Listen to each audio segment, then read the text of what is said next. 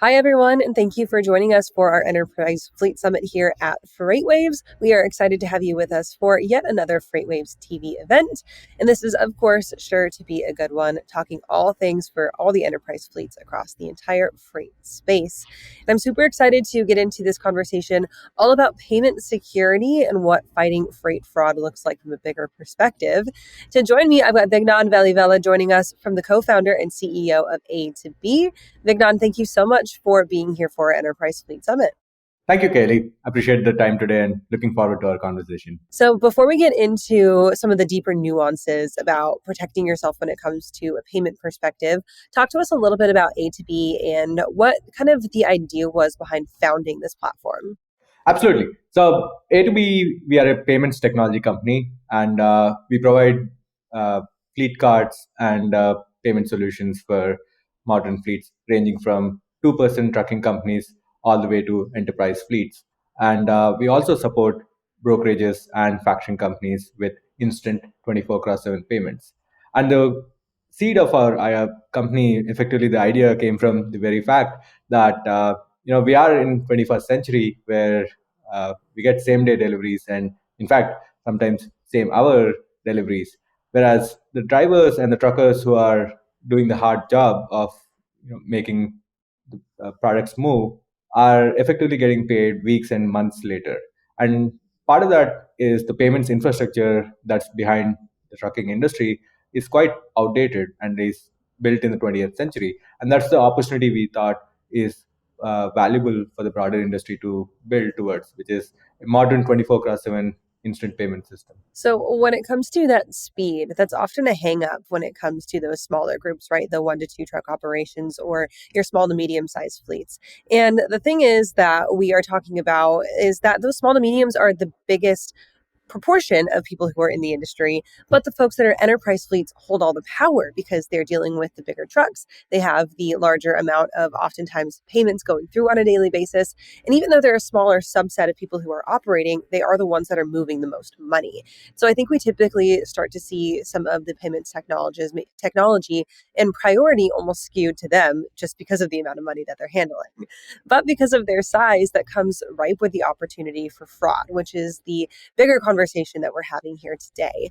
With payment processing systems like this, payment processing platforms, right? Say that 3 times fast. You open the opportunity for there to be sometimes nefarious activity, and sometimes that can go unchecked in a large ecosystem like an enterprise fleet.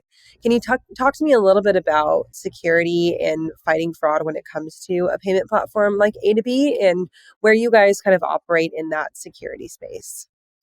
No, so we work at the intersection of the transportation industry, particularly serving fleets and brokerages and the intermediaries like factoring companies. And we also work closely with the energy industry. So we work closely with truck stops and gas stations and the oil and gas companies who are the suppliers of these products.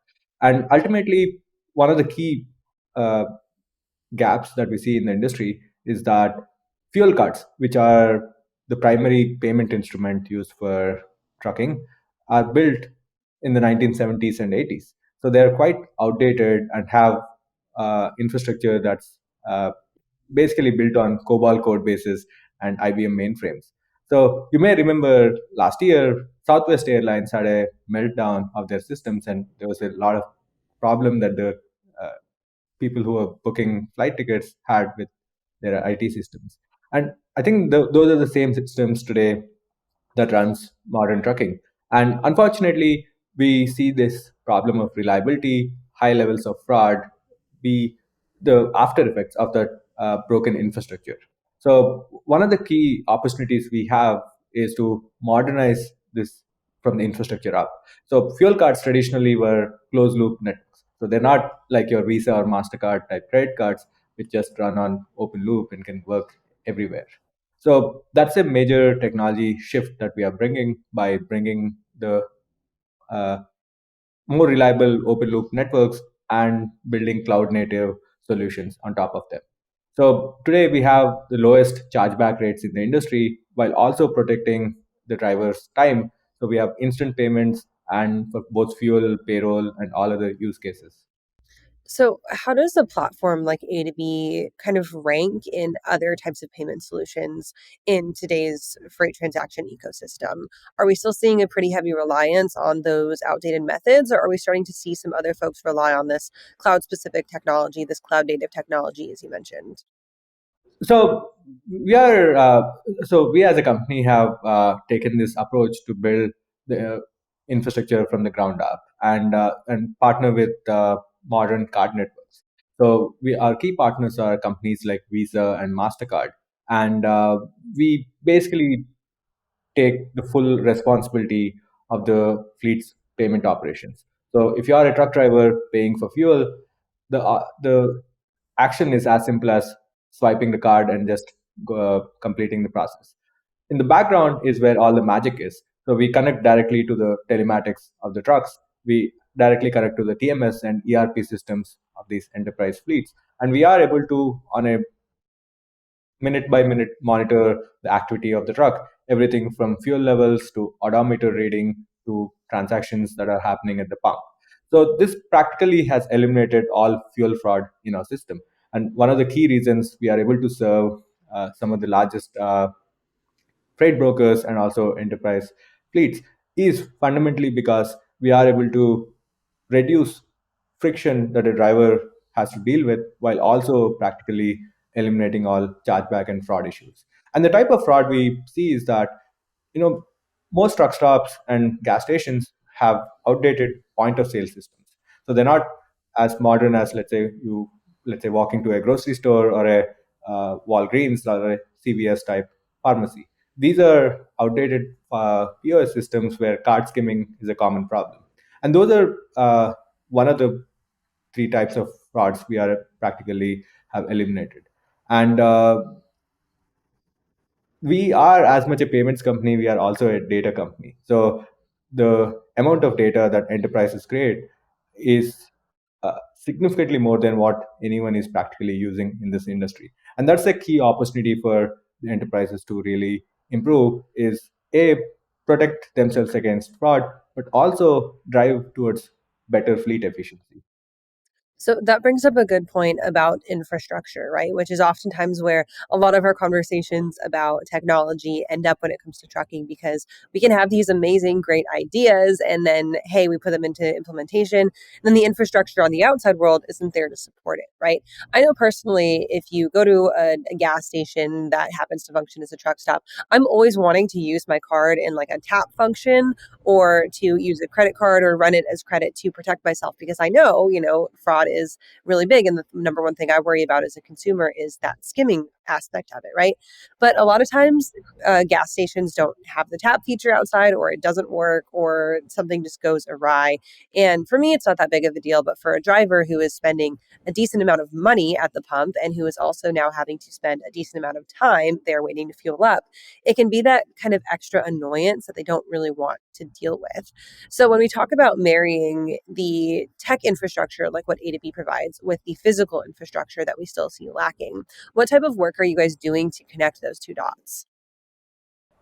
No, this is a very important question, Kaylee, which is at at the heart of it is the fact that both drivers and the fleet managers who are managing them on a daily basis don't want to have more operational friction with new technology being introduced.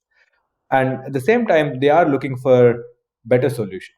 Because if you look at an average fuel card, they they're quite unreliable. We have fleet managers talk about how almost every week they wake up in the middle of the night because their drivers are stuck at a gas station in the middle of Idaho or Nebraska, and there's nowhere to go because there's no fuel they have in their tanks, and the cards don't work. And and fundamentally, that's the other reality that we have to face is you cannot expect the cards point of sales to be modern, neither the locations to actually have any cell phone signal. So it's not that we can somehow just build a smartphone or mobile app and just make it all work. So we have taken that realities into uh, building and designing our products, which is the driver only has a simple plastic card, so it's not any different from the traditional fuel card. But at the same time, as they swipe, all the payment authorization and real time fraud checks happen in the background. So everything from location of the vehicle to the fuel tank level to knowing when did they last fill their fuel tank. All of those factors are taken into consideration on a real time basis as we process the transaction. So the driver doesn't have to do anything. For example, the driver doesn't even have to enter a simple PIN. So most fuel cards, for example, expect some version of 6 to 10 digit PIN to clear a transaction, whereas we have a simple swipe and go experience, and that really has created with our customers among the highest customer satisfaction rate in the entire industry, because we have eliminated fraud while also making sure the drivers are happy by using these cards, and they don't have to use a new piece of technology. They don't even need a smartphone to use this. And so when you're looking now at the future of this, what does the future of the payments landscape look like? Are we talking about continuing to develop this link between the physical and the infrastructure and that cloud native solution? Or are we looking at a situation where eventually everything kind of lives in that cloud ecosystem and we start to see more of a pull away from that physical reliance on the fleet card and those non-connected assets? So we do expect a steady and inevitable digital transformation in the fleet world, and this has already started. If you see some of the large technology companies in the space, from Geotab or Samsara, or several others of that nature, they've been on actively in the background laying the groundwork for fleet operations to get more digital. We are effectively enabling that transition further on the financial operations side. So fundamentally, we are helping fleets save money and time. And that's the two factors that are central to having a sustaining, long lasting fleet operation. And the way I think about technology here is that it is in many ways an enabler in making sure everybody gets paid faster. So the trucking company gets paid the same day that the load gets delivered. The truck driver gets paid the same day that load is delivered. And in many ways, this is a model that's already live. If you look at companies like Uber or DoorDash or Lyft, these are companies that pay their drivers after every ride, 24/7. And we are pushing that towards trucking industry, where millions of drivers today still get paid using a paper check. And we are in 2024, and this is unacceptable. So the people who are hardworking and are on the front lines of the industry, the truck drivers who are the true unsung heroes, are the ones who are uh, spending a lot of their own personal money to make ends meet, and sometimes have to rely on payday loans. And those are the symptoms of the broader problem, which is payments in trucking are slow, and slow payments are leading to a silent tax on everyone involved, and that's the silent tax we are eliminating. So to wrap it all up and bring it all home, when it comes to AtoB itself, what is next on the horizon for you guys in terms of either problem solving or product releasing? What is that next big challenge that you guys are hoping to tackle? I think payments and working capital are the lifeline and the of how the trucking industry operates. So we are trying to make sure that not only is payments instant, working capital is also available 24/7 instantly for the fleet operations. So everything from when a invoice is generated to how it's getting paid are things that are that needs to be improved, and we are closely working with several of our partners, including several top 10 brokerages, factoring companies, and payment networks, to ensure that trucking, which is a truly 24/7 industry, also has a 24/7 payments ecosystem, and that includes embedding banking and working capital into our product suite. Well, we are excited to see what you guys come up with next and how you guys are continuing to try and change up the payment space. If people want to reach out to you all at AtoB, where can they go to find out a little bit more or maybe even get set up on your platform? So we are always happy to get started with fleets of all sizes. So for fleets who are very small, we have a simple self-serve model. You can go to atob.com, and website has a sign-up form which can set you up same day, in fact, same hour. And for enterprise fleets, we also offer custom solutions which we can integrate directly into their ERP, TMS systems, into their telematics systems, so that they can maximize their savings through us.